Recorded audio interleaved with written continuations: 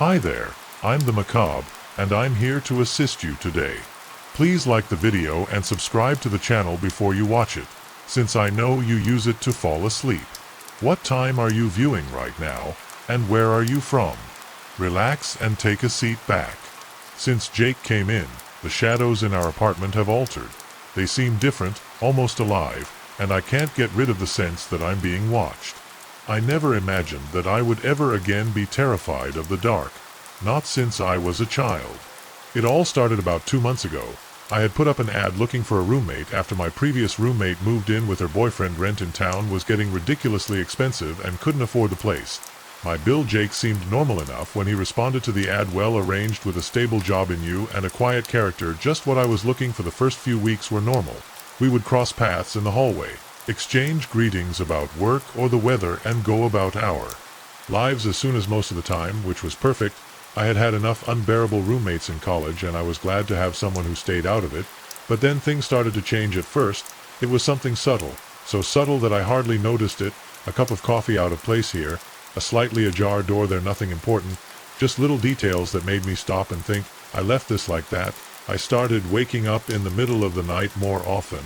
At first I chalked it up to the stress of work, but then I started hearing things, soft footsteps in the hallway, the creaking of a floorboard, whispers so faint that I could almost convince myself that I was imagining them. Almost one night I woke up around 3 a.m. I went to the kitchen for a drink of water since I was thirsty, but I was unaware that Jake's door was open. I paused and paid attention. Jake seldom had guests, and I hadn't heard anybody enter, but there was a faint murmur coming from within, like if I was speaking to someone.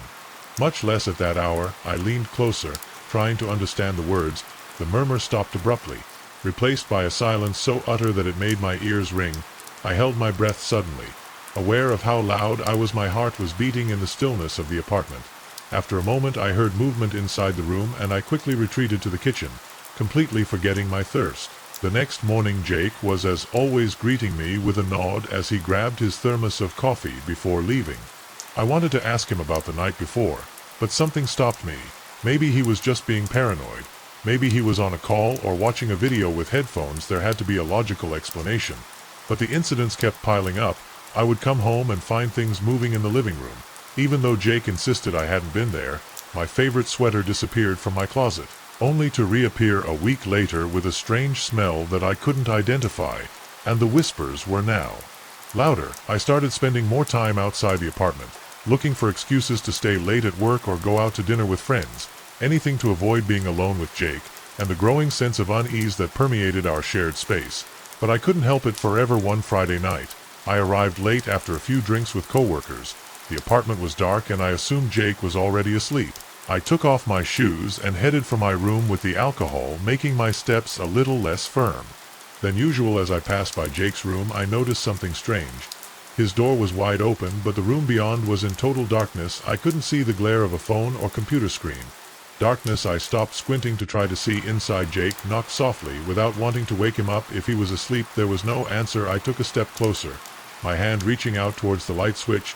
Just as my fingers brushed against the switch, I heard a sound coming from inside the room, a low, guttural growl that made the hairs on the back of my neck not sound human. I immediately pulled my hand away and stepped back from the threshold with my heart beating in my throat. What the hell was that? I ran to my room, locking the door behind. I barely slept that night. The next morning I woke up late with my head throbbing from hangover and lack of sleep. I crawled to the kitchen desperate for coffee and aspirin. Jake was already there, quietly eating a bowl of cereal at the bar. Hard night, he asked with a hint of amusement in his voice. He growled in response without trusting my own voice. As he reached for the coffee maker, I noticed a scratch on my arm that wasn't there the night before. For parallel lines like claw marks, I felt a chill run down my spine. All right, Jake spoke from right behind me, making me jump. I hadn't heard him move. I did manage to say hoarsely, I must have scratched myself in my sleep. Jake nodded, but his gaze fell on the marks a little more than necessary. There was something in his expression that I couldn't decipher, worry, fun, or something else. From that day on I felt like I was losing my mind. Objects disappeared and reappeared in impossible places. I woke up and found muddy footprints that went from the front door to Jake's room. Although it hadn't rained in weeks and the whispers were constant, now I tried to talk to Jake about it, ask him if he had noticed anything strange. But every time I mentioned the subject, he changed his mind. Conversation, or suddenly remembered that I had something urgent to do. It was as if I was avoiding the subject or avoiding me. Things came to a head a week ago. I had been tossing and turning all night, unable to shake the feeling that something was watching me. Around 2 o'clock and I heard a bang in the living room, followed by the sound of glass breaking with the heart beating in my throat. I got up and crept over to the door. Outside I could hear movement, footsteps crawling, and what sounded like something being pushed or dragged. I took a deep breath and opened the door carefully, peering into the hallway. The living room was dark, but I could make out a hunched figure near the bookshelf. It was too tall to be Jake. Its limbs were too long and bent at odd angles. As my eyes adjusted to the gloom, I realized with growing horror that the figure was not touching the ground. It was floating just a few inches above the ground. I must have made some sound, a gasp, a sigh, something, because the figure stood completely still, then slowly began to turn towards me. I caught sight of a bright-eyed it. Too many eyes before it was slammed my door shut and secured the stubble with trembling hands. I spent the rest of the night curled up in the corner of my room, clutching a kitchen knife with white knuckles. When dawn finally broke, I left my room expecting to find the living room a mess, but everything was normal, the bookshelf intact. No broken, no sign that anything had been there. Jake was in the kitchen making toast to me. He looked as he walked in at his inscrutable expression. "You slept well?" he asked matter-of-factly, as if he hadn't heard anything the night before. I opened my mouth to confront him, to demand answers about what the hell was going on in our apartment, but the words died in my throat when I noticed something behind him. His shadow on the wall didn't match his movements as Jake reached for the butter. His shadow's arms stretched out in an impossible way, his fingers lengthening into sharp claws. Blink, and the shadow went back to normal. Jake looked at me, expectantly waiting for my answer. "I need to leave," babbling, backing away slowly. "I'm going to stay with a friend for a few days." His expression didn't change, but I would swear I saw a glint in his eyes. "Disappointment, hunger, of course," he said in a soft voice. "Take the time you need." I packed my suitcase in a hurry without worrying about showering or changing. When I was about to walk out the door, Jake's voice caught up with me from the kitchen. "Don't forget the rent is due next week." I froze with my hand on the doorknob, turned to really look at it. Look at it for the first time in weeks. Smiled, and for a split second I saw too many shiny affiliated teeth. I ran. That's 3 days ago. Since then I've been sleeping on the couch in a friend, trying to decide what to do. I can't go back to that apartment, not with whatever Jake is, but I also can't afford to break the lease, and all my stuff is still there. Last night I got a message from an unknown number. It was a picture of my room taken from the door. The message underneath said, "We miss you when you come home." Right now I'm writing this from an open restaurant, 24 hours with my third cold coffee in front of me. I don't know what to do. I don't know if anyone will believe me. I just know I can't go back to that apartment. No, now, no, never. But while I'm here, I can't shake the feeling that someone is watching me, and when I looked at my reflection in the restaurant window, I could swear I saw a familiar figure behind me, smiling with too many teeth. The sign of open flashed in the rearview mirror as I walked away from Joe's Pizza, feeling the warmth of the box of pizza in the passenger seat. I should have known it wasn't a good idea to accept a delivery that far away, especially at this time of night, but the promised tip was too good to refuse now. As the houses grew scarcer and the road darker, I couldn't shake the feeling that I'd committed a terrible mistake. I had been delivering pizzas for 6 months. It wasn't glamorous, but I was paying the bills while finishing my studies. Most nights were routine. Houses in suburbs, university dorms, offices with employees working late. But this delivery, this one, was different from the beginning. The address arrived just as I was about to finish my shift. 55 Oakwood Lane was on the edge of our delivery area, almost far enough away to refuse it. But the customer had promised a tip of £50, and my manager practically pushed me out of the pizzeria with the box in my hand, so I went. As I drove, the city lights were left behind, replaced by the oppressive darkness of the countryside, the GPS guiding me down narrower and sloppy roads. I was already starting to wonder if I had gotten lost when I finally saw it, a dirt road barely visible in the gloom, marked only by a rusty mailbox with the number 55, barely legible. I turned and followed the path. The trees closed around me, the branches brushing the sides of the car like skeletal fingers. After what seemed like an eternity, the road opened into a small clearing, and there, bathed in the dim moonlight, was the house. It was an old of those houses that maybe they were once big, but now they just looked abandoned. The paint was peeling, some windows were boarded up, there was a pickup truck parked off to the side. but it looked like it hadn't moved in years. Grass and weeds grew around the tires. I stayed in the car for a moment with the engine running, debating. I waited for nothing. I called again, this time louder. Hello, pizza delivery. Still nothing. Just when I was about to turn around and go back to the car, I heard him move inside the house, slow, deliberate footsteps approaching the door. The porch light flickered and came on suddenly. For a second the door opened with a creak. A man appeared on the high, broad-shouldered threshold with an unkempt beard and eyes that seemed to pierce behind him. In the gloom inside, I made out to two other men motionless watching me. I swallowed hard. A pizza for Daniel, I said, trying to keep my voice steady. The man just looked at me expressionlessly. After an awkward silence, spoke in a deep and harsh voice. We didn't order pizza, my lord. Frowned. For sure, this is the address, 55 Hwood Lane. Truth. The man nodded slowly without taking his eyes off me. Yes, but we didn't order anything. The discomfort in my chest turned in something colder. I opened my phone to check the details of the order. The order arrived about 30 minutes ago. I started to tell you that we did not ask for anything. He interrupted with a more severe tone. It was then that I realized something. The other two men had stepped forward. One of them, a guy in tank tops and tattoos on his arms, crossed his arms with a mocking smile. The other wearing a flannel shirt and a low cap over his eyes. He leaned slightly like a predator assessing his prey. Fear began to settle in my stomach. It's okay, no problem, I said, trying to sound relaxed as I took a step back. It must have been a mistake. I'll leave now. I turned to go downstairs, but the words of the man at the door stopped me in my tracks.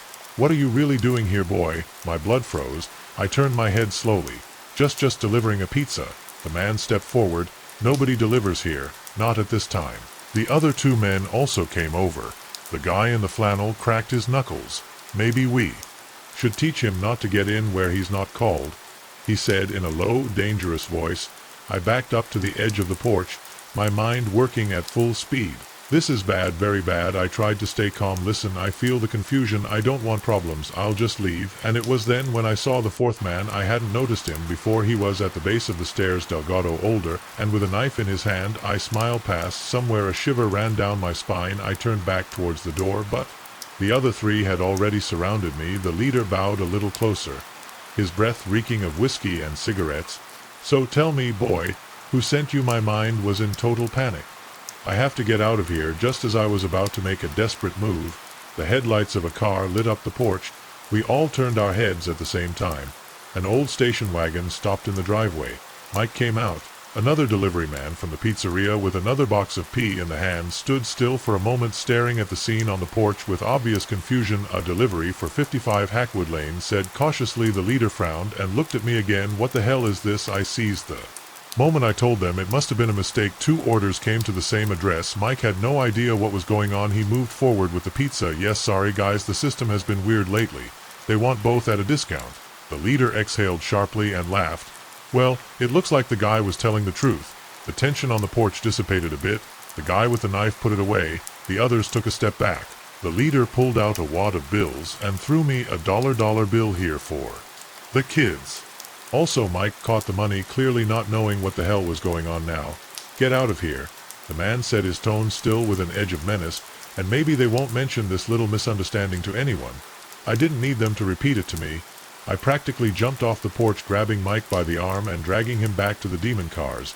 That's what Mike whispered as he ripped it off. The first time I saw him, I thought it was just my imagination, a trick of light, a shadow among the trees, but as the days passed and the figure kept appearing at the edge of my vision, I realized with a growing fear that I was wrong. I wasn't alone out here, and whatever was watching me wasn't human. I've always been an avid hiker and camper. There's something about being alone in nature that makes me Centra, helps me clear my mind. So when work started to get stressful, I decided to take a week off to hike solo. Just me, nature, and my thoughts. The trail I chose was quite remote, a 50-mile loop through dense forest and rocky terrain. I had done many solo hikes before, but never one this long or secluded. I still felt prepared. I had all the necessary equipment, enough provisions and years of experience. The first 2 days were perfect. The weather was cool but sunny, the trail challenging but manageable. Every night I set up my camp in small clearings, falling asleep to the sound of the wind through the trees and the distant songs of the owls. It was exactly what I needed to unplug. But on the third day everything changed. I was halfway through the tour deep inside of the forest. The trees here were older, with massive trunks stretching into a canopy so thick that it blocked out most of the sunlight. The trail narrowed, winding between gnarled roots and moss-covered rocks. I first saw it at that moment. A faint flash.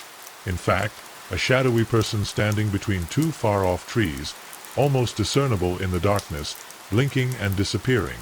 The head telling me that my eyes were playing tricks on me in the low light, but as the day wore on I couldn't shake the feeling that I was being watched by the hair on the back of my neck, and I found myself constantly looking over my shoulder. A couple of times I would swear I saw movement out of the corner of my eye, but when I turned to look at nothing, when night came my nerves they were destroyed. He repeated to me that he was making a fool of himself, that it was only loneliness affecting him. Something, and then in the darkness of the forest I saw him again, a tall and abnormally still figure watching me. I must have fallen asleep at some point, because the next thing I knew, I woke up suddenly with my heart beating hard. The fire had been reduced to embers, casting trembling shadows through the clearing, and right there in the clearing, edge of the trees, I saw it again, the tall figure motionless watching me. My hands trembled as I reached for my flashlight and turned it on. Pointing eaves of light directly at where it was, the lightning illuminated nothing. Only trees and undergrowth. I swept the light back and forth, my breath ragged, but there was no sign of the figure. I sat in my tent with every muscle tense, listening to the forest. I was too quiet without the singing of Los Grillos, not the fluttering of the night buses, just the occasional rustling of a branch in the distance. I didn't sleep all night. The next morning I woke up feeling like a zombie, but I knew I had to keep going. Staying in one place wasn't an option. Speeding El Paso, wishing I got to the end of the trail as soon as possible. For most of the day, everything was quiet, but the feeling of being watched never went away, and when night fell, things got worse. This time I didn't just see the figure, I heard it whispering in the wind, too low to understand, but definitely their footsteps around my camp, moving in and out in an eerie pattern, and in what sounded like deep, rough breathing just outside my tent. I could barely contain the urge to run away. But I knew that if I moved in the dark I would be even more vulnerable. So I stood still, knife in hand, waiting for dawn to break. When at last the sun began to rise, things just got worse, so I made myself pack up and keep on. I could see the figure more clearly now that it wasn't concealed in the woods. Sometimes it was just in front of me on the walkway. Others slid through the trees, moving parallel to my path, always watching me, never getting too close, but more and more present. By the time night fell again, I was on the verge of despair.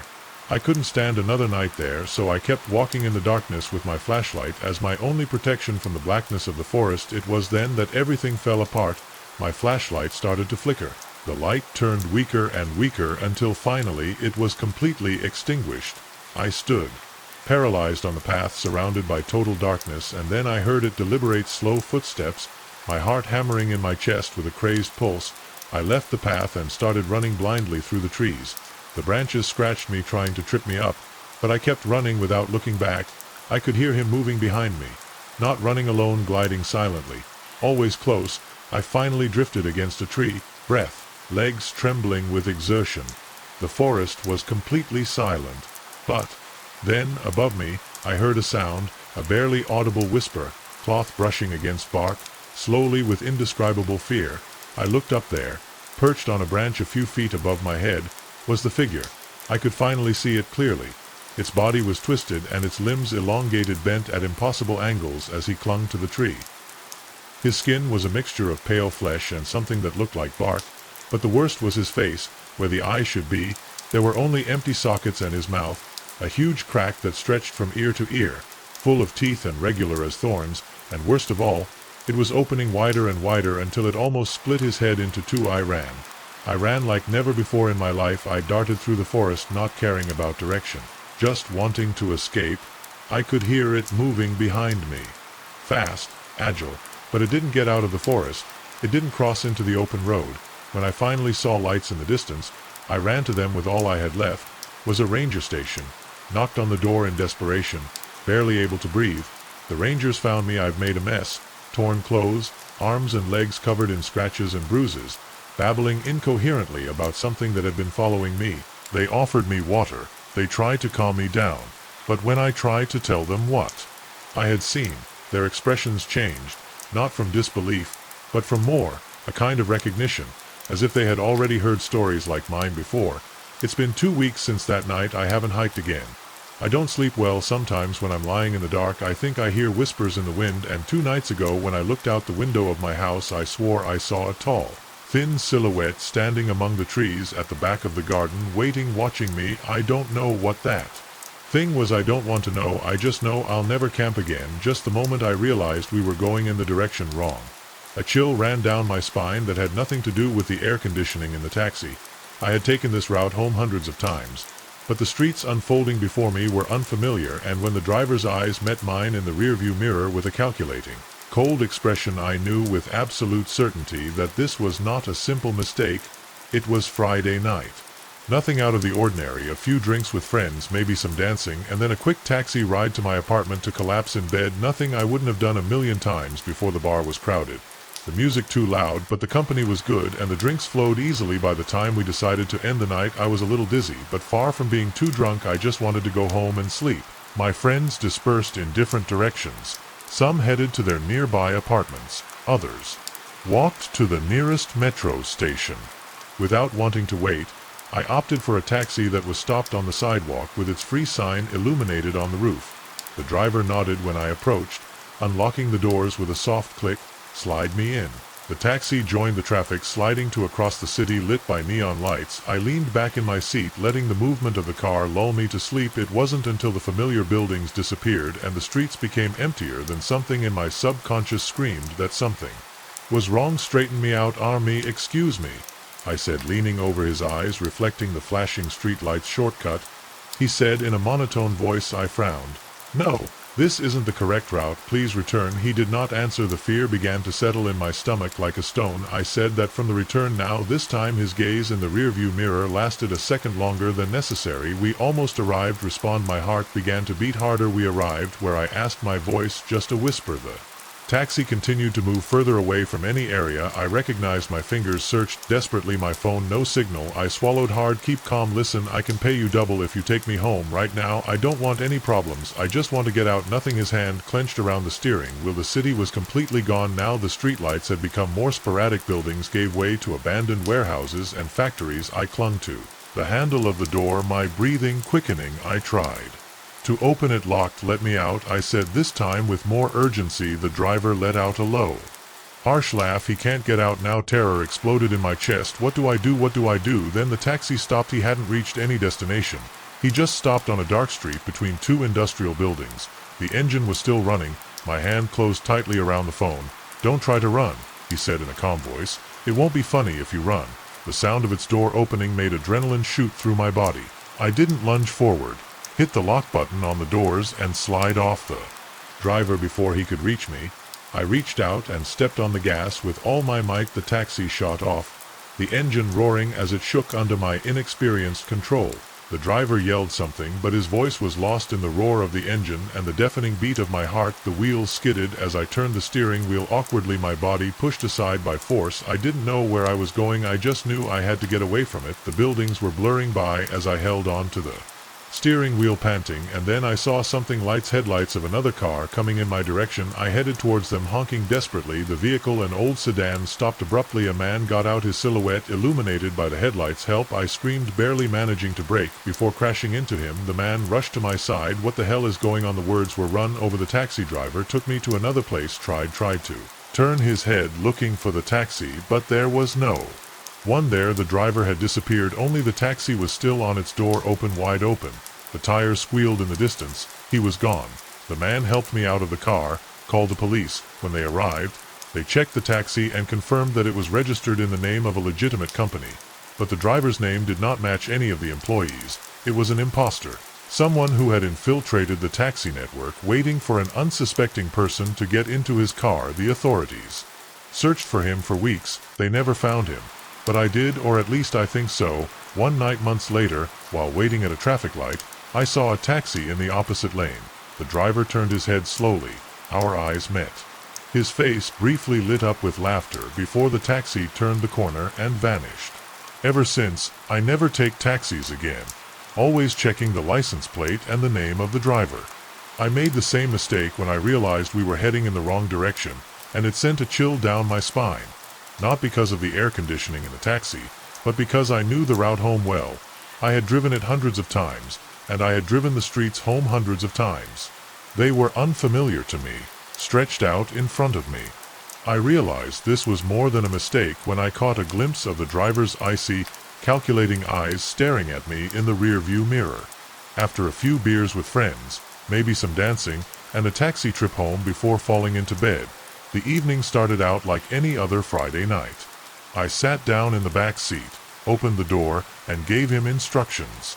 Everything seemed normal at first, and the automobile started easily. I leaned my head against the backrest and closed my eyes for a time, allowing myself to be swept away by the movement of the car as the city lighting flashed through the glass. However, when I glanced out the window again, I no longer did. I recognized nothing. I frowned and leaned towards Adante. "I think he took a wrong path," I said, trying to sound casual. "We should having passed the park." The driver didn't respond right away.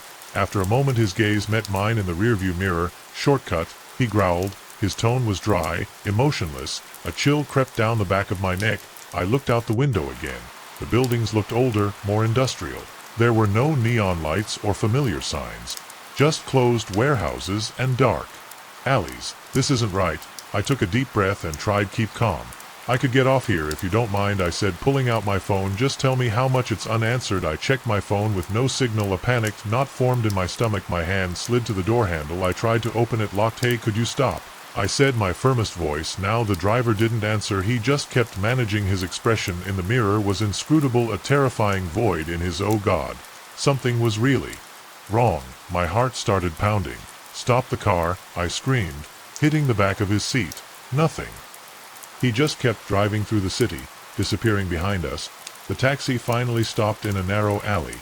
A windowless warehouse stood before us, with a single metal door and illuminated by a flashing light. The driver turned off the engine, turned in his seat, and looked at me straight ahead for the first time. "Lower your voice," was calm, too calm down. Every instinct in my body screamed not to obey. "What is this?" I asked, pretending not to be terrified. "We've arrived," he replied simply. His hand slid into his jacket. I didn't wait to figure out what he was going to get out. In one movement, I threw myself against the door, kicking him out of the window. He splintered, but the door didn't give the driver. He moved fast, very quickly. I felt his hand closing on my arm, pulling me towards him. I fought with all my strength, walking alone in the face with my elbow. He growled, but he didn't let go. I turned and kicked him with all my strength in the chest. It was enough to make him let go for a second. I took advantage of the moment. I leaned over and sunk my nails into the door lock. It unlocked with a snap. I opened the door and rolled out of the car, landing on the asphalt with a painful bump. I ran without looking back, without thinking, just putting as much distance as possible between the taxi, and I heard the car door open, steps behind me. I didn't stop. I don't know how long I ran. When I finally saw a main avenue, I almost fell in. Relief, neon lights, people, life. I ran to a convenience store. I staggered in. "You're all right?" I need a Jade passed it to me without asking questions. I dialed 9111 with trembling fingers. When the police arrived, I told them everything. But when they looked for the license plate of the taxi, it didn't exist. There was no record of a car with that description in the city's taxi database. It was as if I had never been there. Weeks have since that night. I try to get on with my life. But sometimes when I walk down the street, on the street, I have the strange feeling that a black car is following me. It never stops. It never does anything. It's just there, waiting, and every time I hear the sound of an engine starting near me, my heart races, because I know that someday that taxi will come back to pick me up, and next time maybe I'm not so lucky. The sound of the Astle would woke me up suddenly, my heart jumping to me on my throat, realizing that they were forcing the door of the cabin at that moment. The weekend getaway I had imagined turned into a nightmare, and I knew with chilling certainty that I was trapped in the middle of nowhere with no one to hear me screaming. I had been waiting for this trip for weeks. The stress of my job in the city was slowly consuming me, and when I found an advertisement for a secluded cabin for rent, seemed like the perfect getaway. Disconnect and relax, promised the ad, just you and nature now huddled in the dark. Those words took on a new and sinister meaning. The drive here had been long but beautiful. I watched as towering skyscrapers gave way to rolling hills and dense forests. The cabin was an hour's drive from the nearest town, tucked away at the end of a dirt road meandering.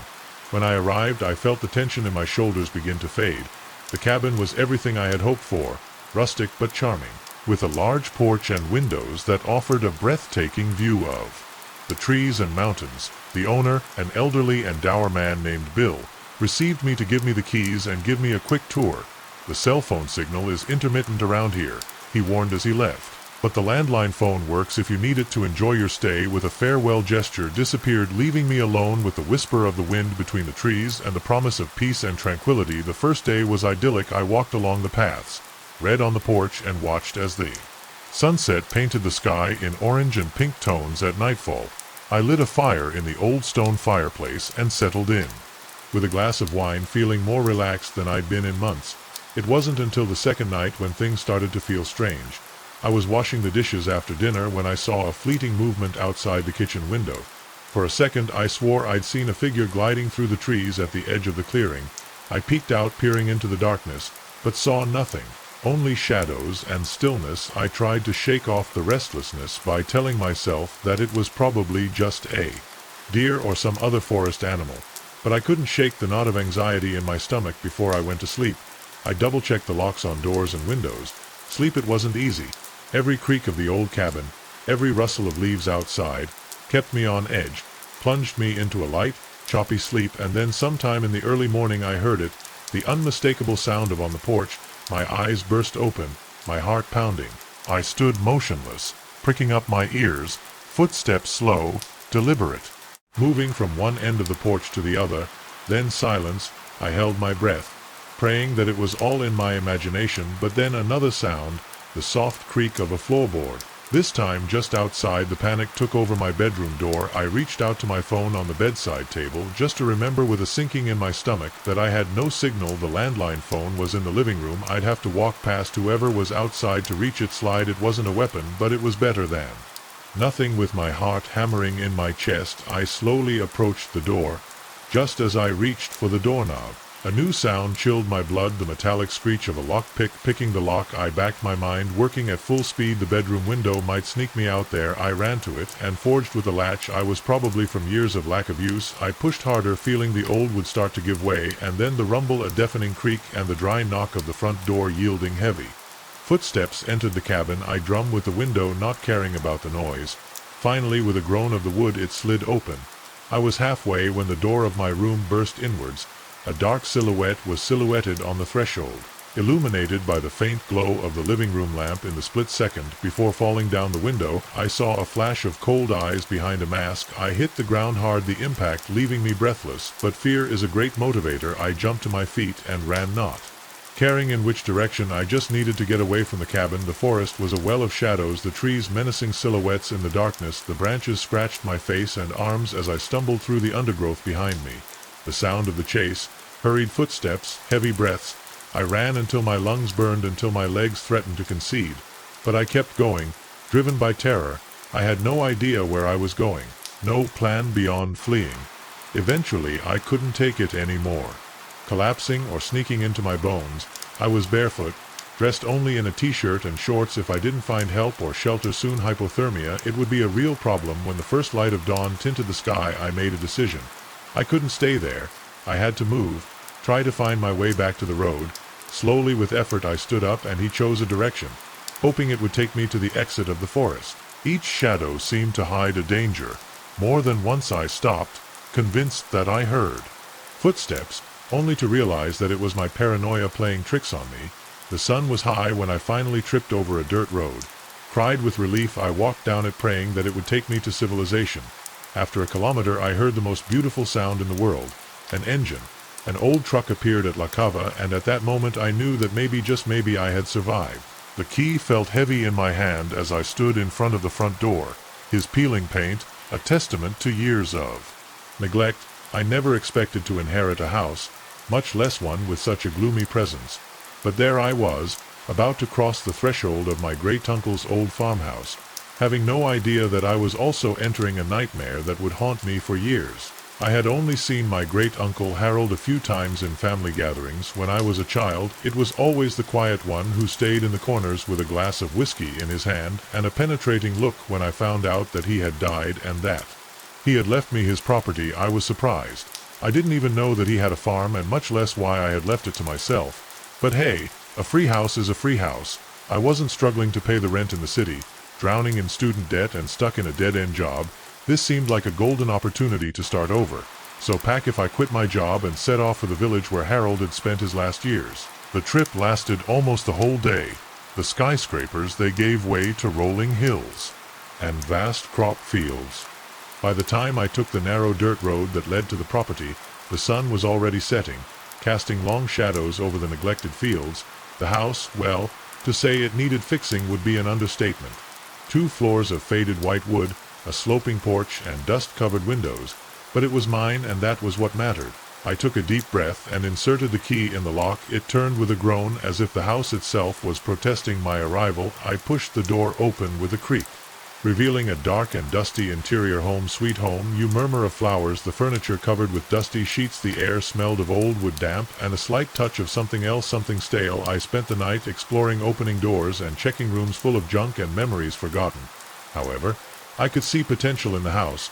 With some work I could turn it into a cozy place. It wasn't until I crawled into bed that I noticed something strange as I settled down to sleep in what I assumed had been my great-uncle's room. I heard something, light footsteps dragging just outside in the hallway.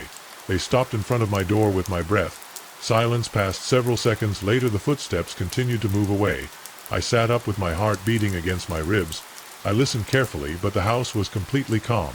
I took a deep breath and tried to convince myself that it was my imagination. Maybe it was just the old wood settling down.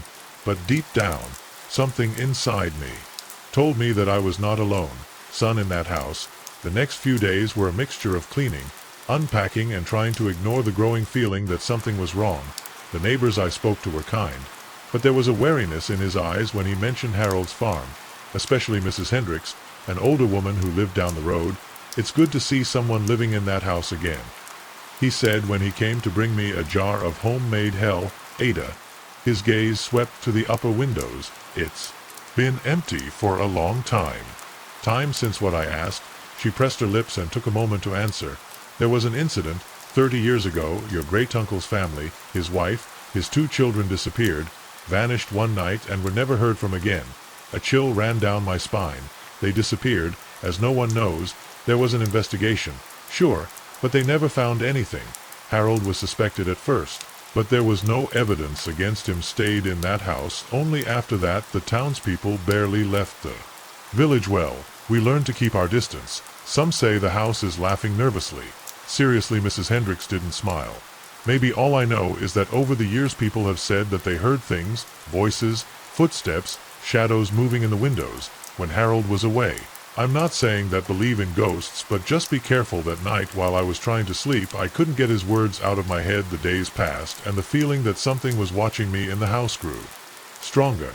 Then I found a room hidden. It was in the attic. While I was cleaning old trunks and boxes, a small door hidden behind a pile of furniture. It had no handle, just an old and rusty lock. I forced it with a screwdriver until it was given. Inside there was a narrow space, just a room with the walls covered with what looked like marks. I approached, shining the flashlight. They were not marks, they were names. Hundreds of names written in charcoal or something similar, covered every inch of the walls and ceiling, and in the center of the back wall, 3 names froze my blood: Evely, Thomas, Sarah, the names of the wife and Harold's children. My skin stood on end and a sense of panic ran through me. I left the attic in a hurry, trying to breathe. Then I heard it, the same footsteps in the hallway. But this time they weren't moving away. They were coming towards me. I froze, staring at the stairs. Then a childish laugh echoed through the house, and then a soft female voice. Harold, it's you. The air turned icy. Something appeared at the top from the stairs, a woman in an old dress, and her eyes sunk in shadows behind her 2 children with expressionless faces. Their figures flickered like a distorted image on an old television. The woman's eyes locked on me. Her expression changed from confusion to anger. You are not Harold. Fear paralyzed me. She went down the first step. Where is the second step? She promised us we would be back together. The third one promised us. Panic let go of me. I ran and threw myself towards the front door, struggling with the lock, but it wouldn't open behind me. The woman's voice became a guttural growl. When finally the door broke, I ran without looking back. I never went back to that house. Even though I was never told the truth about Harold or his family, I sometimes still hear it in my nightmares. Voice: Harold, It's you. The first time I noticed the headlights in my rearview mirror, I didn't give it any importance. For the third time I changed direction and they were still there. A shiver ran down my spine as the empty road stretched out before me. A terrifying certainty settled in my mind. This wasn't just any driver. Someone was following me and I was losing my way. It had been a long day. Driving 6 hours to attend my cousin's wedding in a small town I didn't even know before receiving the invitation. I had already sold out. The ceremony had been beautiful, the reception lively. But as the night progressed, a feeling of unease settled in me. Maybe it was my ex's insistence on trying to talk to me just for a moment, or maybe it was a project deadline at work, hovering in my mind. Whatever it was, I decided to return home that same night, instead of staying as I had planned. I said goodbye around 11 p.m., hugging the happy couple and promising to visit them soon. The night air was cool when I walked to my car, the stars much brighter than I was used to seeing in the city. For a moment I doubted my decision, but then I remembered the mountain of work that awaited me, and with a sigh I got into the car. The first hour of driving passed without incident. The road was empty, which was not surprising given how late it was and how remote the place was. I was thinking about the wedding and work at the same time, with the music playing softly in the background. It was around 12:30 at night when I noticed the car behind me, just a couple of headlights in the distance, slowly approaching. At first I didn't think much about it. I was on the main road. It was normal for there to be other drivers, but the minutes passed and the car didn't pass me. It kept at a constant distance, close enough for me to make out the silhouette of a dark sedan, but not enough to see the license plate. I tried to calm down. It was just another driver on the same route, but discomfort started to grow in my stomach. To test my theory, I took the next exit, swerving nothing. I kept driving for a few miles. Then I went back to the highway. The car was still there. Now my hands were starting to sweat on the steering wheel. This couldn't be a coincidence. I increased speed a little, trying to put distance between us. The other car did the same. I reached for my phone to call the police, but my blood froze when I saw the screen with no signal. Of course I was in the middle of nowhere, surrounded by hills blocking coverage. Panic settled in my chest. Who was following me? What they wanted? The possibilities swirled in my mind, each one scarier than the last. An angry ex, a serial killer, someone who had seen me leave the wedding alone and thought it would be easy prey.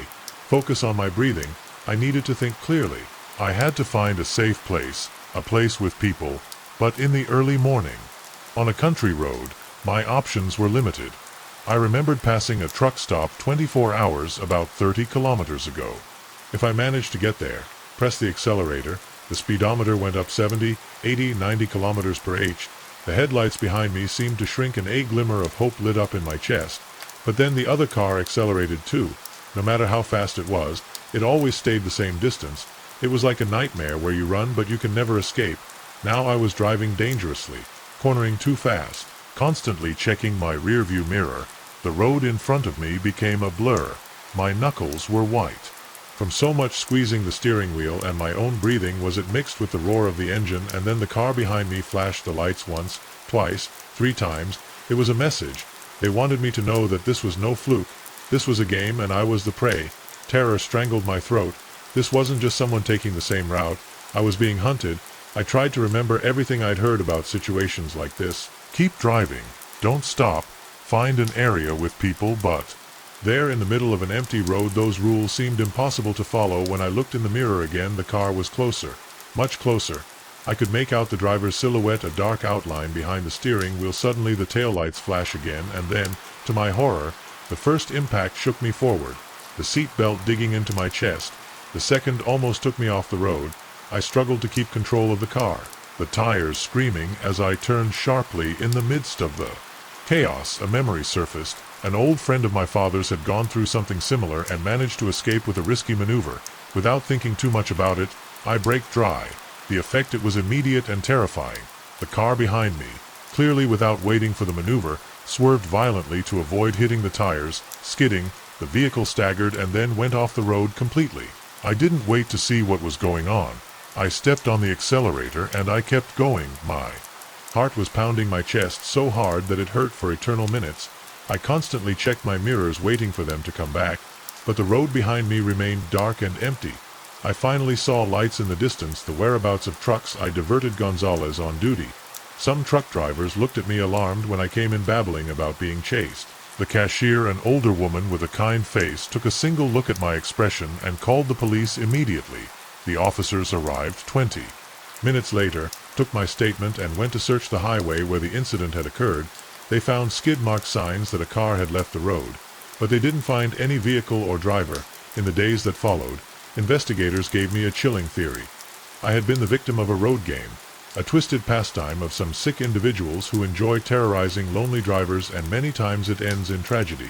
They never caught the one who chased me that night, and to this day, every time I see headlights on my heart races because they might still be out there waiting to play again. The moment his rough hand touched my arm, I knew I'd made a terrible mistake. The gas station that a few minutes before had seemed like a respite on that desolate road now felt like a trap, and when his grip became firmer, his eyes staring into mine with an intensity that made my blood run cold, I realized that what should have been a simple routine stop could have become the last of my life. Had been a long day on the road. I was on my way back from a journey I had made hundreds of times to see my sister in the next state. I typically made better plans for my stops, making sure to fill up in bigger towns with stations that were crowded and well-lit. I had gone out later than planned, and now, with the warning light flashing on my dashboard as the sun disappeared behind the horizon, I had no choice when I saw the Joe Gas and Go sign. I breathed a sigh of relief. It wasn't a big deal. Just a small convenience store with 2 old gas pumps in front. But it was the first thing I saw in miles. I walked into the station. The crunch of the gravel low my tires echoing in the silence of the place. It looked deserted. An old pickup was parked on the side of the building, but other than that there were no signs of life. Still, the open sign was on, so I assumed someone must be there. I got out of the car and started filling up the tank. That's when I saw it for the first time. It was leaning against the wall of the building in the shadows, watching me. I tried to ignore the chill that ran down my spine. Probably the owner or an employee smoking, I told myself, but when I finished filling the tank and put the hose in place, I knew he was still looking at me. I took a quick look in his direction. Now he was closer, standing at the edge of the building. He was older, maybe in his 50s, with a sloppy beard and a sun-beaten face. His clothes were dirty as if it had passed all day working outside. I took a deep breath and I went into the store to pay. The doorbell rang when I opened it, but there was no one on the counter. Hello, I called. Silence. I stood still for a moment, not knowing what to do. Then the door opened behind me. I turned. It was him. Closely.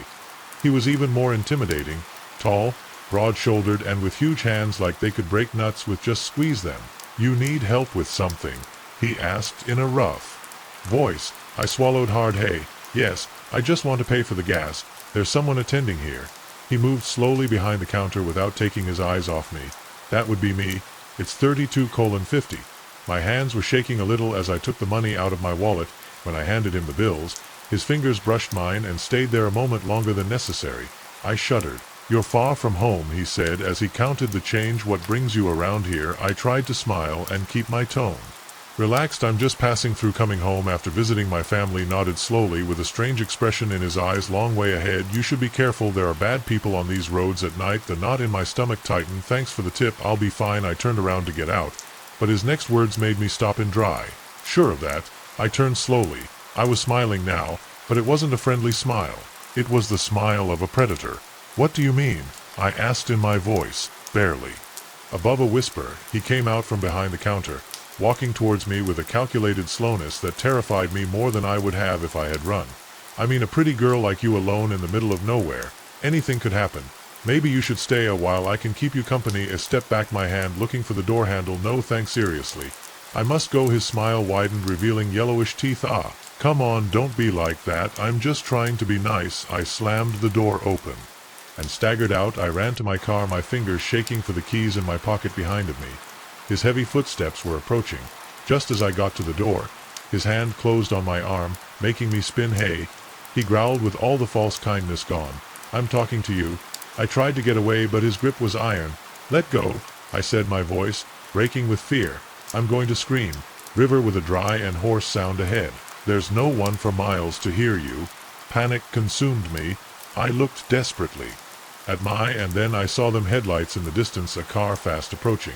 The man also noticed his grip. He loosened slightly as I watched the approaching headlights. I took my chance with all my might. I lifted my knee and slammed him between the legs.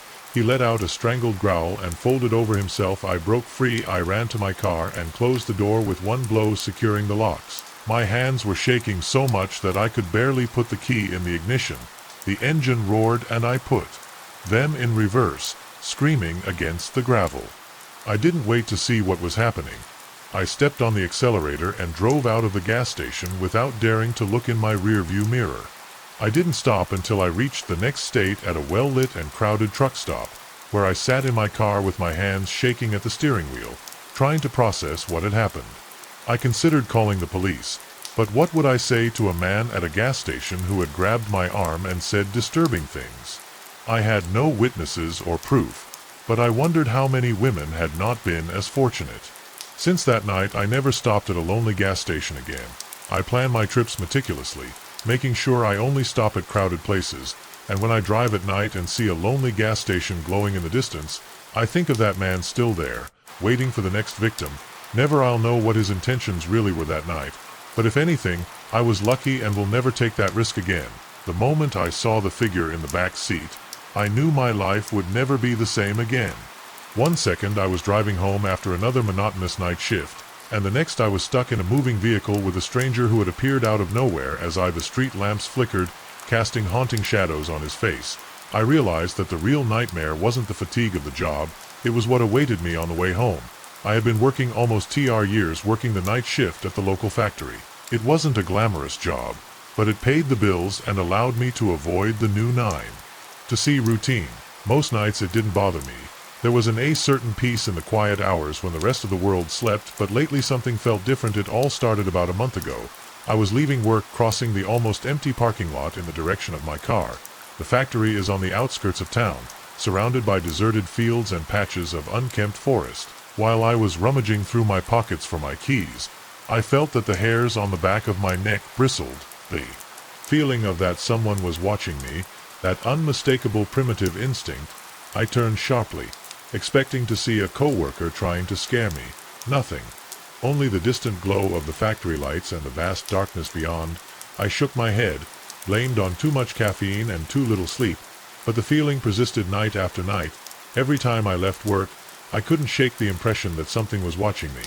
I began to scan the parking lot more carefully by straining your eyes to walk through the gloom. Sometimes I thought I saw a flash of barely perceptible movement, something that disappeared between parked cars or slid into the tree line. But when I looked directly, there was nothing. I mentioned what I felt to some colleagues, but they just laughed. "The night shift is affecting you, friend," joked one of them. "Start sunbathing before you become a vampire." Maybe they were right. Maybe just I was paranoid. But I couldn't shake the feeling that something was there, waiting 2 weeks later for things in my car. Nothing too strange at first, just small details out of place. The rear view mirror adjusted differently. The radio tuned to a station I never listened to one night. I even smelled the smell of cigarettes inside the vehicle.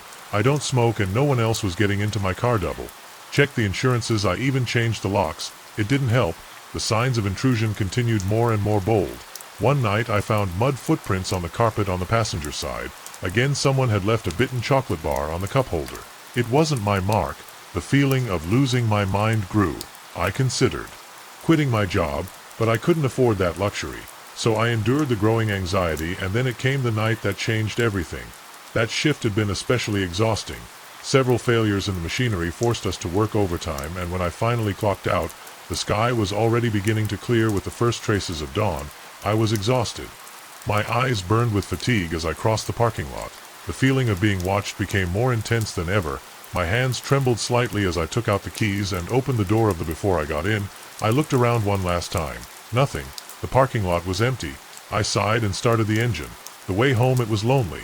At that time the streets were calm, immersed in the pre-dawn stillness. I was driving on autopilot, following the usual route when I stopped at a red light. I looked at the rearview mirror and there was a man sitting in my back seat. Panic strangled me, throat flickered.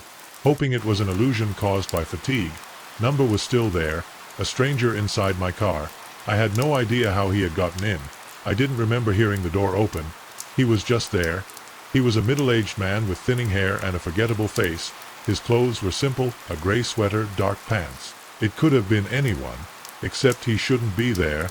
Our eyes met in the rearview mirror. He smiled, not a threatening smile, but a friendly one, as if we'd known each other all our lives. "Hello," he said in a warm voice. "I've been waiting to meet you for a long time." I couldn't move, I couldn't speak. My hands were holding on to the steering wheel so tightly that they hurt. The traffic light turned green, but I couldn't step on the gas. "You wonder how I got here," he continued with casual tone. "It's simple, actually.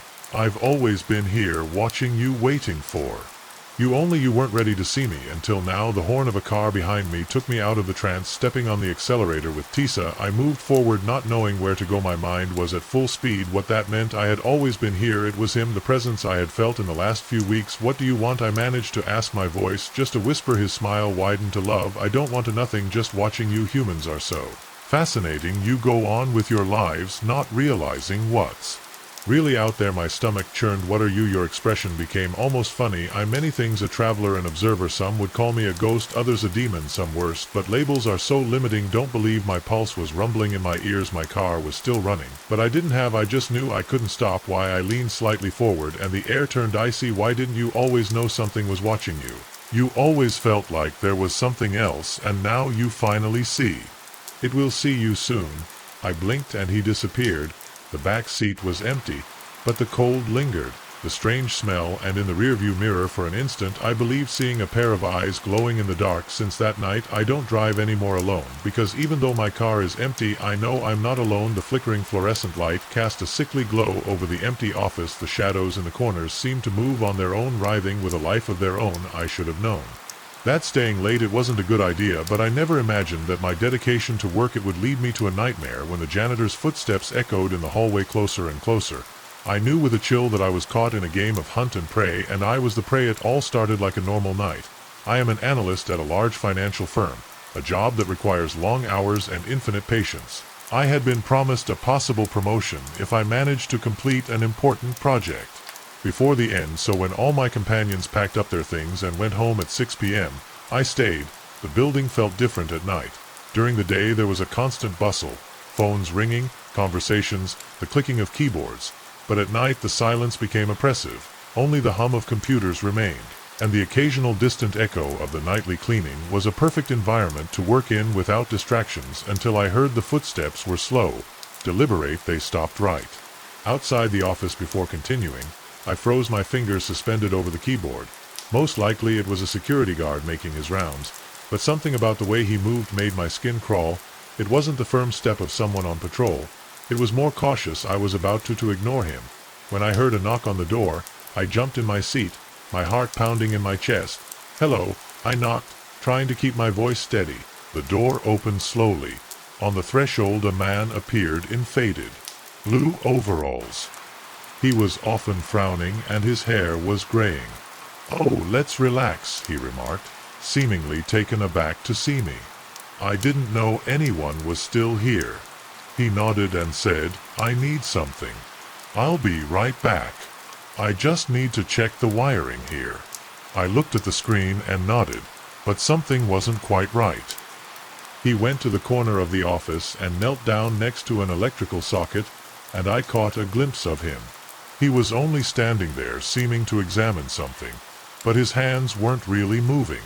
"All right," I said, attempting to seem casual. He got up suddenly, and I saw a metallic flash in his hand before he put it in his pocket. "Yes," he answered dryly, "it's just taking longer than I expected." A cold sweat ran down my back. This wasn't right. None of this was okay. I needed to go. I forced myself to smile and started to pick up my things.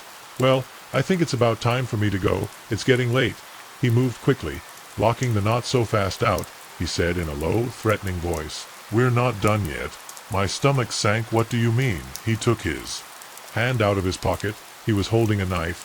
The blade shone under the cold fluorescent light. "That you chose the wrong night, so that until late the room seemed to shrink around me. I couldn't scream. I couldn't run.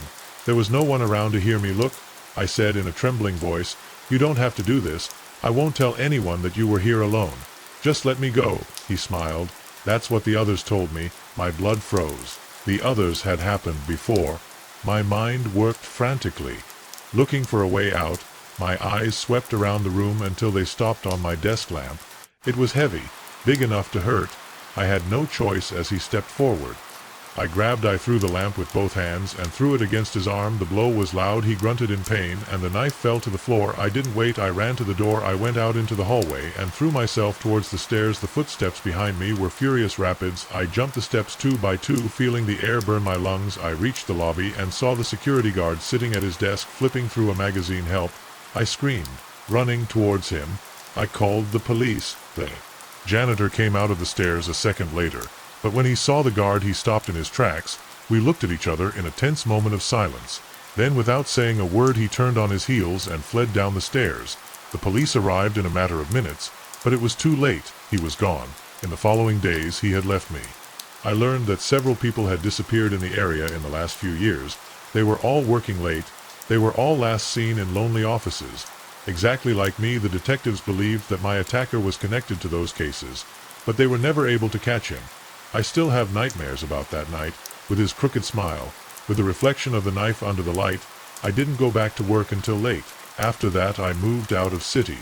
I got another job, but every time I hear footsteps in an empty hallway, every time a light flickers in a deserted office, I feel the same chill running down my spine, because I know he's still out there and that sooner or later he'll find someone else to stay working too late. The moment I saw those desperate eyes staring at me from the window of the van, I knew my brief stop was about to become the longest night of my life. What I didn't know was that it would also be the most dangerous, because I was trapped between a victim begging for help and the ominous shadows of those who were willing to do anything to keep their secret hidden. Had been a tiring day on the road. I'm a long-haul truck driver, and I'd been driving around for almost 11 hours tirelessly, struggling to meet a deadline.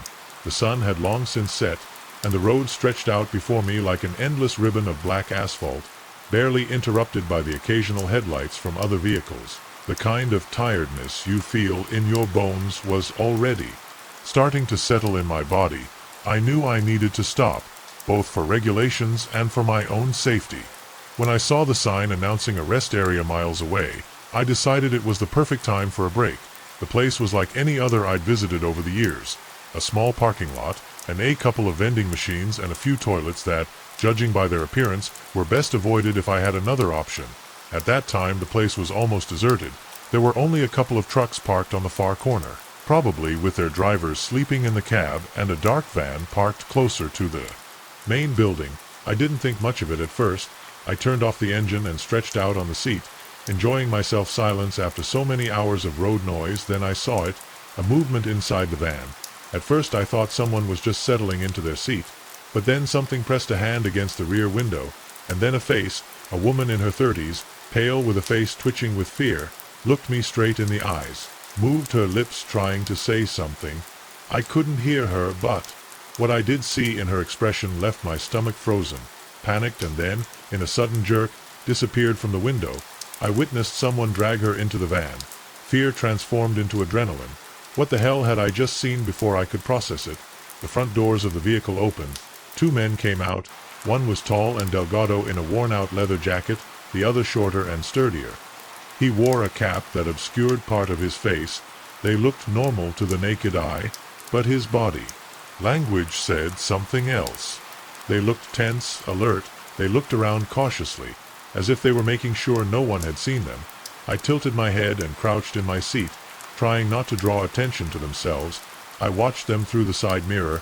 They were whispering something to each other. And then the taller one looked straight into my truck. My heart hammered against my ribs. I had been seen. I tried to calm my breathing. I couldn't be sure what I had witnessed, but what I did know was that something was not right. My first instinct was to call the police, but when I took out my phone, the signal showed no service. Of course, in the middle of nowhere, I had two options. First, start the truck and get out of there was more safe.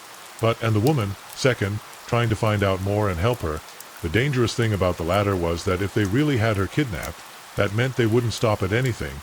I cursed quietly, made a decision. I opened the door covertly and got out of the truck. Stretching exaggeratedly as if I were simply resting, I walked towards the vending machines. This would allow me to approach the vehicle while feigning indecision without seeming suspicious. Between a soda and a bag of potatoes in my ear, I heard voices inside the van. A man was speaking low but firm. A woman was sobbing in response. My suspicions were confirmed. He wasn't there of his own volition. But before I could think of what to do, the man in the cap came over. "All right, friend." His tono was friendly, but his eyes cold as steel. "Yes," I replied with a tense smile, "just resting a bit." He nodded slowly. "Well, it's better not to stay around too long. You never know what kind of people hang around these places." It was a warning. A chill ran down my spine, and I pretended to pick out a soft drink. The man stayed a second longer watching me and then went back to the van. As soon as he drove away, I went back to my truck with my mind racing. I had to do something. But I was alone. If I tried to intervene, I could end up dead. Then I had an idea. I started my truck, but instead of running away, I honked my horn 3 times loudly, and of course, the men in the van were immediately alerted. The horn must have woken up the other truckers parked farther away. That was my bet. The kidnappers knew that they were not alone in the dark now. One of them hurriedly opened the back door of the van. He pulled something or someone out and threw it to the side of the road. Before jumping back into the vehicle, the engine roared and they shot out. I got out of my truck and ran to where they had thrown something. It was the woman. Pulled the duct tape over her mouth and took a breath in desperation. "Thank you," she managed to say between gasps. Shortly after, a couple more truckers came over to see what was going on. One of them had a signal on her phone. We called the police immediately. When the officers arrived, the woman told them her story. She had been kidnapped 3 days before, torn off the street in broad daylight. They were transporting her to another state. If I hadn't seen her, if I had ignored the help sign on the window, I don't want to imagine what would have happened. The cops tracked the van but never found it. The men disappeared like they never existed.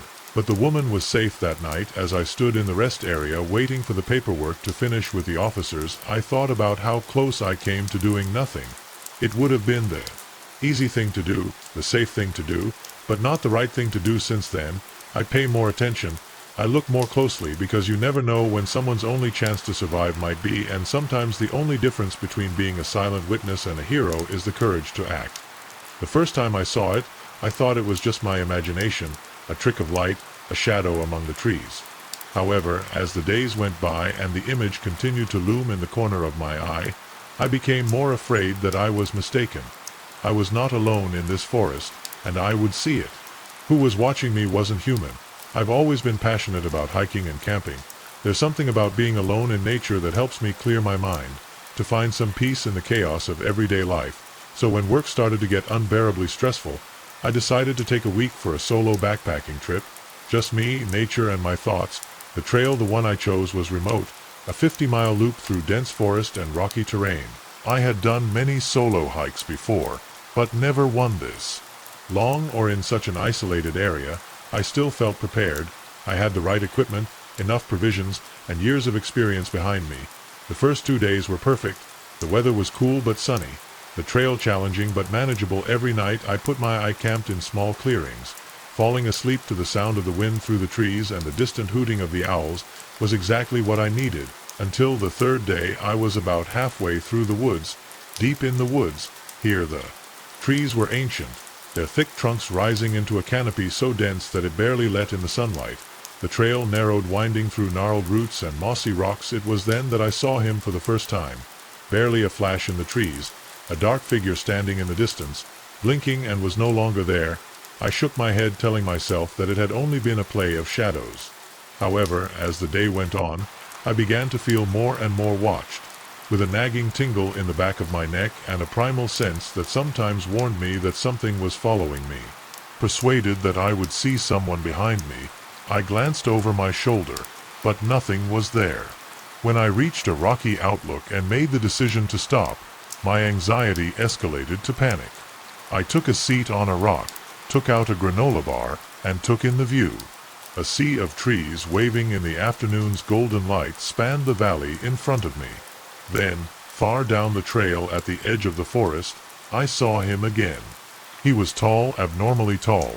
His limbs were too long, and his silhouette was too thin, so I couldn't see his face from a distance, but I knew he was staring at me. Panic set in, and I jumped up. When I looked again, my gasping breath was gone, so I forced myself to take a deep breath. Don't panic, it's not nothing. Maybe I was just another hiker, or perhaps my mind was playing tricks on me. I continued walking, but the feeling of being followed didn't go away. Rather, it got worse. That night, I set up camp near a small stream. and I couldn't stop thinking about that figure.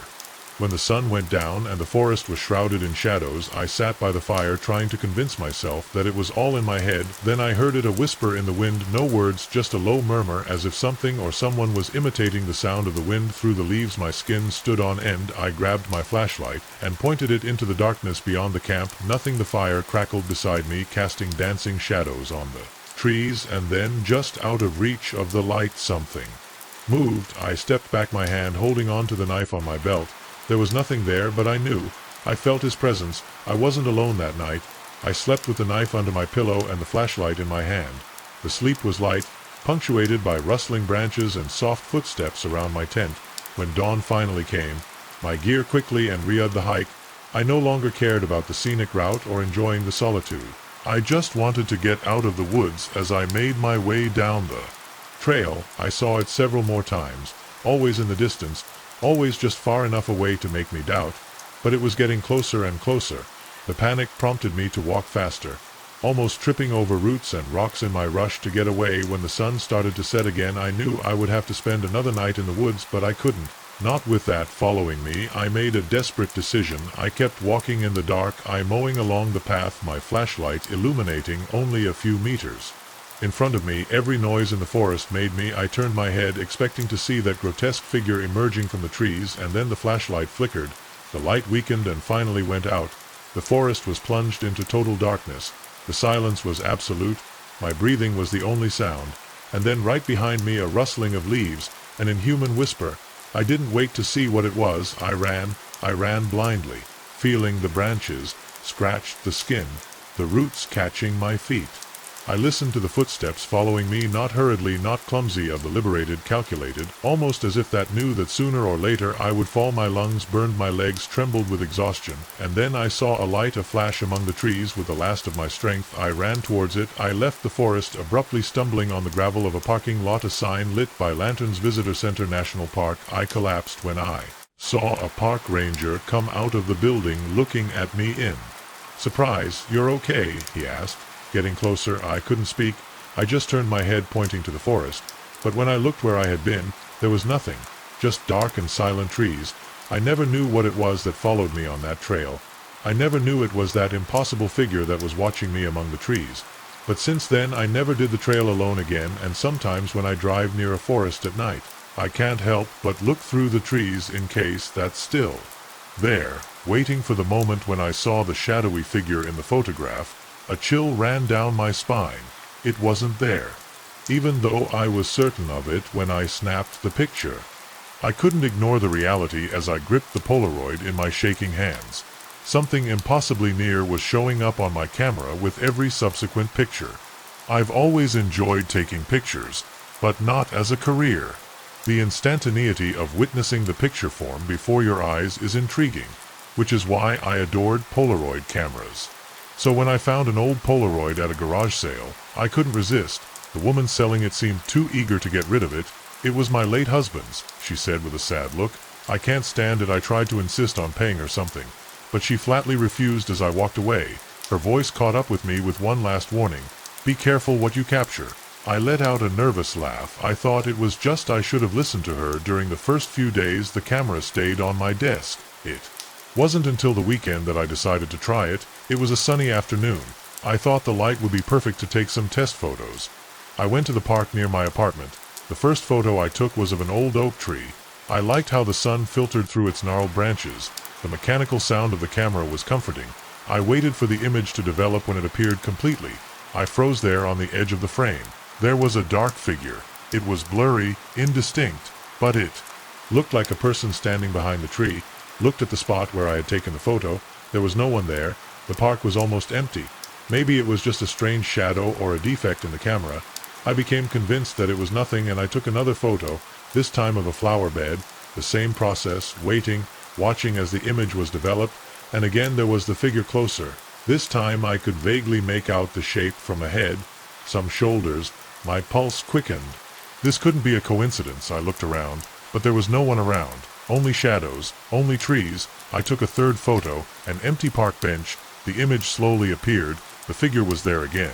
But now I was sitting on the bench, looking directly at the camera, looking at me. Fear took over my chest. I dropped the camera and the photos ran. Home without looking back. Already in my apartment, I spread the photos on the table. The pattern was clear. Each image brought the figure closer. What would happen if I took another one? It would appear right in front of the camera, or worse, it would appear in my house. I didn't sleep that night. Every shadow in my apartment made me jump. I felt that something was watching me. When dawn broke, I decided to look for answers. I went to the local university and looked for a professor expert in paranormal phenomena. Dr. Har examined the photos with a tense expression. He had never seen anything so clear. He muttered, "What is this?" I asked in his voice, barely a whisper. He leaned forward. "There are stories about certain objects, cameras, mirrors, even clocks that can capture things outside our normal perception. Ghosts." Harry exhaled slowly. "Maybe something worse." He looked me in the eyes. "Whatever it is."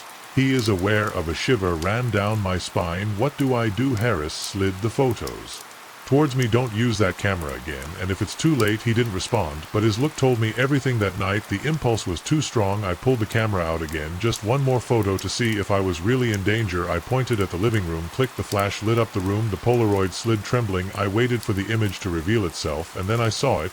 It wasn't in the background of the image. It wasn't next to it. It was in the center, standing in my living room. It wasn't a blurry shadow anymore. Now I could see it with clarity. It was horrible. Long limbs, twisted, translucent skin. But the worst were the eyes, or rather the absence of them. There were only two black and empty sockets and a deformed mouth in a smile too wide, smiling at me. The air became dense, icy, and then, from the darkest corner of my apartment, I heard a whisper. I lowered the Polaroid slowly, my heart about to burst. I turned my head, and there I was, standing in the corner of my living room. Just as I appeared in the photo, I was watching me with an inhuman sound. My mouth opened and the light went out. I don't remember much. I just know that I woke up the next day on the street shaking, and without the camera I never went back to my apartment. I never tried to get it back, but sometimes when I walk around town at dusk, I feel like someone is taking a picture of me, and in the reflection of some window, I swear I see those empty eyes watching me. Because maybe when you take a picture of something that shouldn't exist, the photo, it also captures you. The open sign flashed in the rearview mirror as I walked away from Joe's Pizza. The heat of the pizza box in the passenger seat, contrasting with the chill that ran down my spine. I should have known that accepting an order so far away at this hour was a bad idea, but the promised tip was too good to refuse now. As the houses became more and more scarce and the darkest road, I couldn't shake the feeling that I had just made a terrible mistake. I've been delivering pizzas for months. It's not a glamorous job, but it pays the bills while I finish college. Most nights are pretty routine: suburban houses, student dormitories, the occasional office working late. But this delivery was different from the beginning. The order arrived just as it was about to finish my shift. 55 Oakwood Lane. The name didn't ring a bell, but the address was on the edge of our delivery area. Way on the edge. Too far if you asked. The guy left a 50 tip on the app, my manager said, practically pushing me out the door with pizza in hand. Fast delivery and you can go home now. So I was driving as the city lights faded behind me, giving way to long stretches of deserted road and woods that seemed to swallow the moonlight. The road became narrower and narrower, the potholes in the road making me hold the steering wheel tighter. When I finally saw the entrance of a dirt road with a rusty mailbox that barely showed the number 55, I knew that the road had arrived. It was narrow, surrounded by tall trees, and crooked, that closed in on me like a tunnel. The branches scratched the sides of the car. After what seemed like an eternity, the path led to a clearing where a house stood under the pale moonlight. It was old, big, and completely off. There were no lights on, just a truck parked on the side, covered in dust and with the weeds growing around its cries. I swallowed. The engine of my car was the only sound in the night. I put the lever in park, turned off the engine, and sat there watching the house. Everything inside me was telling me to turn around and get out, but 50 was 50. I took a deep breath, grabbed the pizza box, and got out of the car. The porch creaked under my feet as I climbed the steps. There was no bell, so I knocked on the door. Nothing. Knocked again. Loud silence. "Hello, pizza delivery." I called nothing. I was about to turn around when I heard the sound of a latch pulling. The door opened with a squeak. A man was there, tall, with broad shoulders, a weathered face covered by a sloppy beard. His eyes were dark. "Too dark pizza for Daniel?" I asked in a tense voice. The man did not answer immediately. He just looked at me. Then, after an awkward silence, he said, "We didn't order any pizza." Blink. "This is 55 Oakwood Lane." "True." The man nodded slowly. The air felt dense, heavy. There must be a mistake, I said, looking at my phone. The order arrived about 30 minutes ago. The man didn't take his eyes off me. I already told you, we didn't order anything. It was then, when I realized something. There were two more men in the gloom behind him. One in a dirty tank top, arms covered in rough tattoos, the other in a flannel shirt and a baseball cap pulled up to my eyebrows. They were getting closer. My heart started pounding. Well, sorry for the confusion. I'm leaving. I took a step back, but the man blocked my way out. What are you doing here? Seriously. His voice hardened. My mouth went dry. I'm just a delivery man. I swear. The man in the cap smiled sideways. I don't think I'm telling the truth. The big man put a hand on my shoulder, pushing me back to the porch. You don't have to leave yet, friend. Stay a while. My pulse was booming in my ears. Please. I just want to leave. That's when I saw the headlights of another car lighting the way. The group turned to the same as I approached. An old station wagon. The air tensed as the car stopped, and I saw my coworker Mike get out with another box of pizza in his hands. I almost cried with relief. Delivery for 55 Hawkwood Lane, he asked, looking at the porch in confusion. The men exchanged glances. The leader crossed his arms. 2 pizzas. I thought fast. Yes. It seems like it was a bug in the system at times. Mike walks by with no idea what was going on. He walked to the porch. Yes, sorry guys, we can offer you a discount if you want both. The big man let out a laugh. The tension seemed to dissipate. Wow, it seems like it was a misunderstanding. He took a dollar bill out of his pocket and dropped it in the pizza box. Here for the inconvenience. The smile on his face didn't reach his eyes. I didn't hesitate to pick up the money and go down the steps. Thanks, have a good night. Mike followed me to the cars, still confused what the hell was that. I opened my car door with shaky hands. Nothing, just a mistake in the order. I stepped on the gas before I could ask any more questions. I didn't look back. The next morning I quit my job. I don't know what they were doing in that house. I don't know what would have happened if Mike wouldn't have shown up when he did. But he didn't want to find out. And ever since, when I see a faraway address on a delivery order, I think twice before accepting it. Because some houses shouldn't be visited. The moment I saw the muddy footprints that ran from the door that was locked to the foot of my bed, I knew I wasn't alone in the house. While as I followed the trail with my gaze, the blood ran cold in my veins. Someone had been standing next to me while I slept. I had no idea how long I had been there or if I was still inside. I had agreed to take care of my friend Sarah's house. It looked like the ideal opportunity. A lovely home in a peaceful neighborhood, away from the commotion and noise of my family, when she was taking a 2-week vacation in Europe. I hoped to find peace and quiet in a small apartment in the city, a place where I could write my novel without interruptions.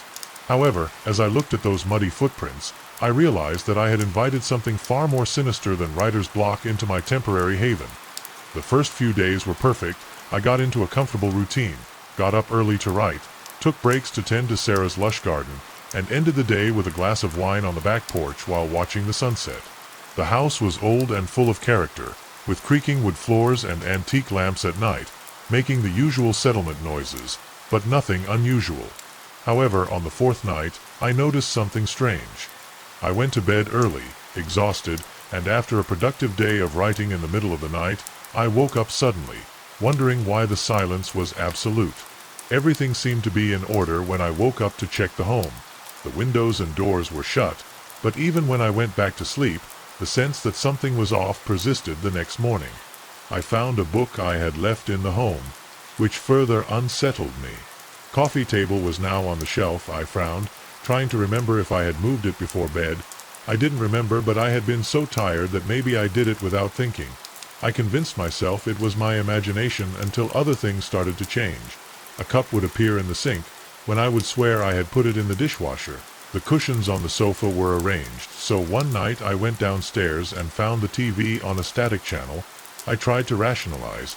Maybe I was so absorbed in my novel that I was forgetting details, but deep down the restlessness was growing, and then the traces came. That night I wrote late, finally breaking a creative barrier that had frustrated me for days. I went to bed feeling satisfied, sleeping more soundly than I had all week. But when I woke up, that rest was replaced by a paralyzing fear, because there on the polished wooden floor were the muddy footprints. They went from the back door that I had locked to the side of my bed. They stopped right where my head was. Someone had been standing there watching me sleep. Panic took over me. If someone had broken in, I was still in the house. I grabbed my phone, ready to dial 911, but I hesitated. If the intruder was still here, he could hear me. My eyes swept the room looking for something to defend me with. My hands trembled as he unplugs. With a wild heart, I walked out of the bedroom. The house was quiet, but no longer felt empty. Every shadow seemed to hide something. I checked every room prepared to meet someone, but there was no one. No signs of forced entry. No proof that anyone had been there except for those footprints in my room. I called the police. 2 officers arrived quickly. They listened to my story with professionalism, but also with skepticism. They searched the whole house for nothing. No trace of the intruder. When one of them asked me if I was sure I hadn't sleepwalking and soiled the floor, I myself wanted to scream. I knew what I had seen. Those footprints were not mine, but the disbelief on their faces made me doubt for my own sanity. They left me a card with information about a crisis support service and promised to patrol the area. It didn't help. I knew no one was going to find anything. I knew this wasn't a simple intrusion. That night I refused to sleep in the bedroom, put a couch against the living room door, held the lamp like a gun, and forced myself to stay awake, but at some point I fell asleep. I don't know how long it was before I suddenly snapped up with a horrible feeling. The TV was off, the room was plunged into darkness, and there, in the gloom, a tall silhouette rose in front of me. Fear paralyzed me. I couldn't see details, only a humanoid shape, too tall, too thin. When my eyes adjusted, I noticed something even worse. Its proportions were wrong. The arms were long, too long, neck too stretched. We stood like this, in oppressive silence for what seemed like hours. And then the thing moved not towards me, but towards the corridor. Its movement was unnatural. It did not walk. It slid when it reached the edge of the moonlight. It turned. Its neck turned more than it should have been possible, and for an instant I saw its eyes reflecting the light. Too large, too bright, and then faded into the darkness. I don't remember how I got out of the house. I just know that suddenly I was in my car with the keys in the ignition, the hands shaking too much to turn them. I spent the rest of the night in my car waiting for the sunrise. When daylight came, I went back to the house. Everything was in place, everything except a single muddy footprint in the hallway, too big, too strange. I didn't go back in. I called Sarah and made up an excuse about a family emergency. I apologized for leaving early, assuring her that I would send someone else to take care of the house. She was understanding. She asked me if everything was okay. I lied to her. How could I explain to her what I had seen? How could I explain to myself what I had seen? Years have passed. I still have nightmares with that silhouette in the dark. I try to convince myself that it was my imagination, but deep down I know what I saw, and some nights when the world is silent I swear I hear footsteps, and sometimes very occasionally I see something tall and thin out of the corner of my eye. When I turn to look, it's gone. But I know it's still there waiting, because some things, once you invite them in, never really go away the moment I feel like they're gone. Every turn I had made in the previous 20 minutes had been taken by the automobile behind me. I realized. A shiver went through my body. I didn't give it much thought at first since it was late, the road was deserted, and I just wanted to go home after a long shift at the restaurant where I worked. However, they turned as well when I went into a back street. They did the same when I changed lanes without any apparent reason. Even now, as I looked in the rearview mirror, its headlights were still there, glued to me like a menacing shadow in the night. I swallowed hard and tried to convince myself that it was just a coincidence, but deep down I knew it wasn't. It had been a long day. My shift at the restaurant had been brutal, full of rude customers and problems with the cash register. I just wanted to get home, taking a hot shower and forgetting that the world existed. The way home used to be quiet. I lived on the outskirts of the city, and at that time of night the streets were certain, but this time I wasn't alone on the road. The other car had been following me since I left the restaurant.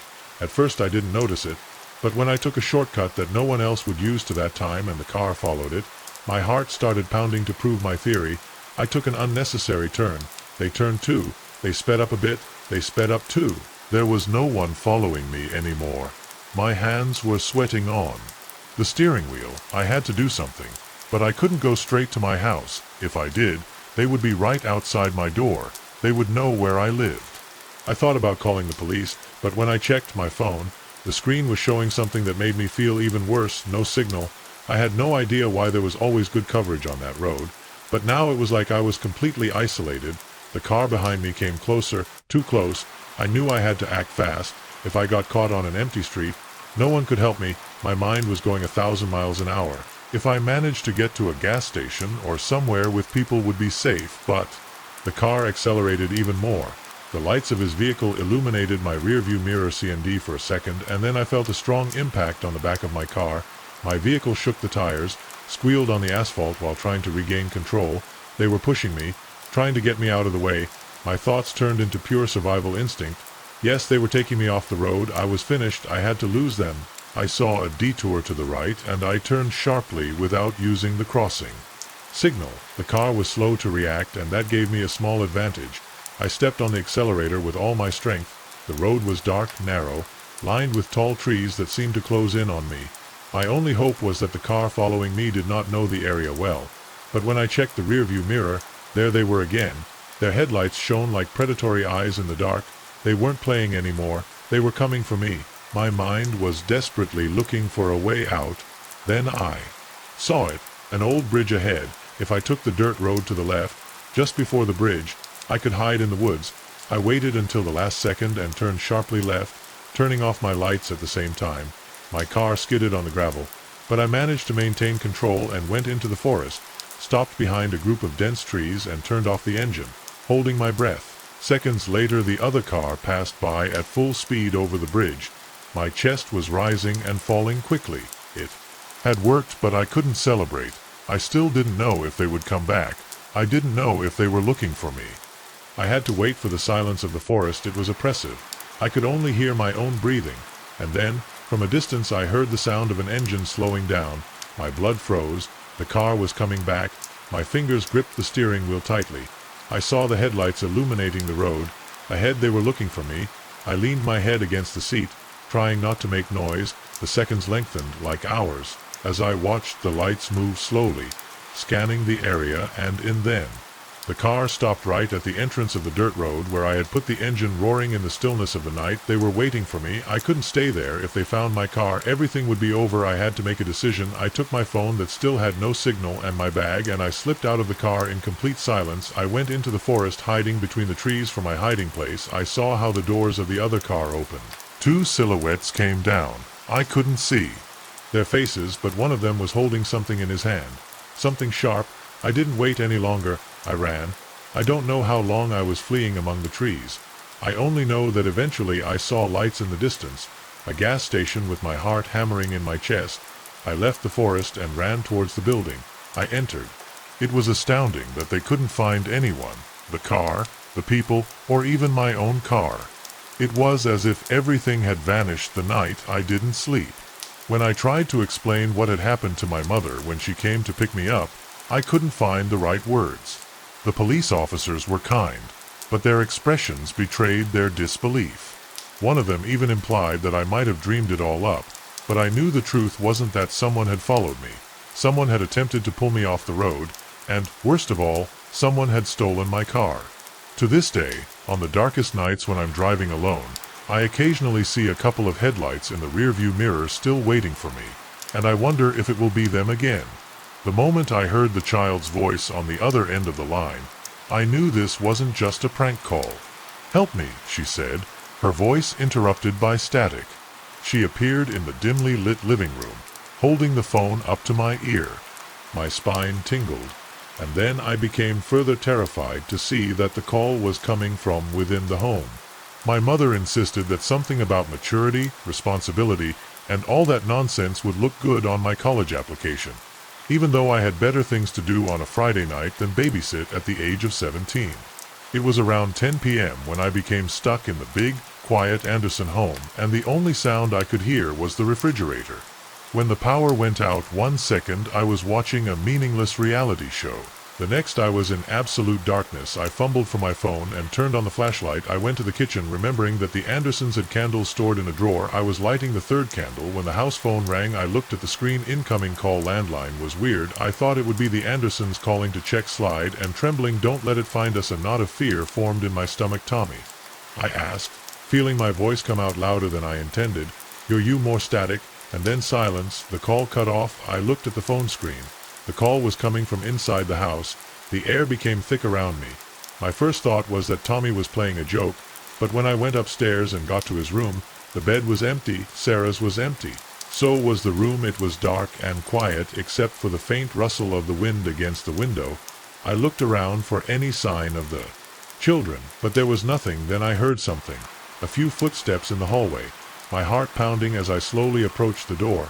"Tommy, Sarah," I whispered, hoping the children were hiding somewhere. There was no response, just the sound of someone moving slowly in the darkness. I turned on the flashlight of my phone and directed it into the hallway. There was no one there, but something wasn't right. The closet door at the end of the hallway was ajar. I swallowed hard. The whole thing, my gut was telling me not to open it, but if the kids were hiding there, they needed to know that everything was okay. I took a deep breath and walked over, feeling like a typical girl from a horror movie. About to make a fatal mistake, I had a hand on the door and pushed it slowly. Nothing.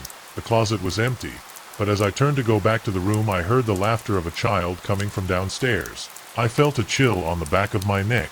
The children were upstairs, just a moment ago. How they had gotten so quickly to the ground floor. I ran downstairs, the phone shaking in my hand. The living room was in darkness, lit only by candles in the kitchen. "Tommy, Sarah." There was no answer, but then the house phone rang again. This time the sound made me jump. I approached the device with an upset stomach. I looked at the screen. "Incoming call, fixed line." My breathing accelerated. "Slid, you asked," trying to sound firm. There was a pause. Then Sarah's voice, whispering and trembling. "She's already here, behind me." Something. She moved.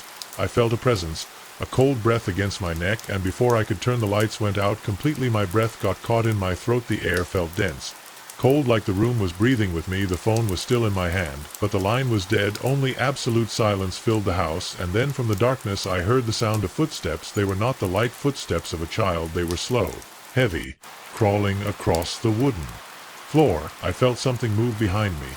My trembling fingers reached for the phone flashlight, but before I could turn it on, an icy hand landed on my shoulder. I ran. I didn't think, I didn't look, I just ran. I went up the stairs at full speed, almost stumbling in my desperation. I had to find Tommy and Sarah, but when I got to the hallway, there they were, standing in front of her room door holding hands. Their faces were expressionless, their eyes fixed on me. "Children," I gasped, feeling my heartbeat ringing in my ears. "We got to get out of here," but they didn't move. They were just looking at me. Then Sarah spoke. "We can't. She won't let us." My skin stood on end. I took a step towards them, but Tommy shook his head. "Don't go near him." The sound of something going up the stairs made me freeze. It was a heavy dragging, as if something was climbing with difficulty. And then the laughter was loud, childish, but distorted, as if it came from many voices at the same time. I turned slowly and saw her in the gloom of the corridor, emerging from the stairs, a tall and misshapen figure sliding towards us. Her skin was a sickly gray, her arms too long with fingers that curl like claws. But the worst thing was, his face didn't have eyes, just hollow, dark and empty, as if his face had been erased. His mouth slowly opened, revealing a row of sharp teeth. "They've been so good, kids," he whispered in a voice that sounded like 1,000 intermingled echoes. "But now there's one more." He meant me. I didn't think twice. I grabbed Tommy and Sarah by the hands, and I pulled them into the room, slammed the door shut, and pushed a desk against her, though deep down I knew it wouldn't stop her. Tommy was shaking. Sarah's eyes were full of tears. "What's that?" I asked, her voice breaking. "She lives here. She's always been here," Sarah whispered. "Dad and Mom said if we didn't look at her, if we were good, she'd leave us alone." My stomach sank. "And why now they are looking for?" Sarah looked up with a look of guilt on her pale face. "Because we let you in something." She banged on the door hard, a sharp knock that made the walls shake. Tommy and Sarah screamed and clung to me. Another knock. Then the sound of metal tearing at the wood, was as if their claws were scratching the door, trying to get in. My mind was desperately looking for a way out. The window. I jumped up and yanked open it. The garage ceiling was just below. We could jump. I turned to the kids. "Trust me, we're going to get out of here." The sound of the door breaking made me act. I lifted Sarah up first and helped her down to the roof, then Tommy. I was the last one. Just as I was about to jump, I felt something grabbing my ankle. Some hands in a trap. I clung to the window with all my strength, kicking in desperation, and in a flash of absolute terror I saw his face just behind me. His deformed mouth opened. "You are mine too." My foot broke free at the last second, and I fell on the roof. The impact hurt, but it didn't matter. We were outside. We jumped onto the grass and ran into the street without looking back. I don't know how long we ran, but finally the lights of a car appeared in the distance. It was the Andersons' patrol car. They stopped suddenly when they saw us. Mrs. Anderson's face turned pale. What happened? Why are they outside? But I couldn't speak. I just pointed to the house. The Andersons looked at each other nervously, and then said something that I will never forget. It can't be. We had already told her to stop playing with the babysitters. Never I set foot in that house again. They told me that the Andersons moved soon after. No one lasted long in that house. I never knew it was her, or why she was still there. The only thing I know is that sometimes when I'm alone at home and the lights flicker, I hear her laugh.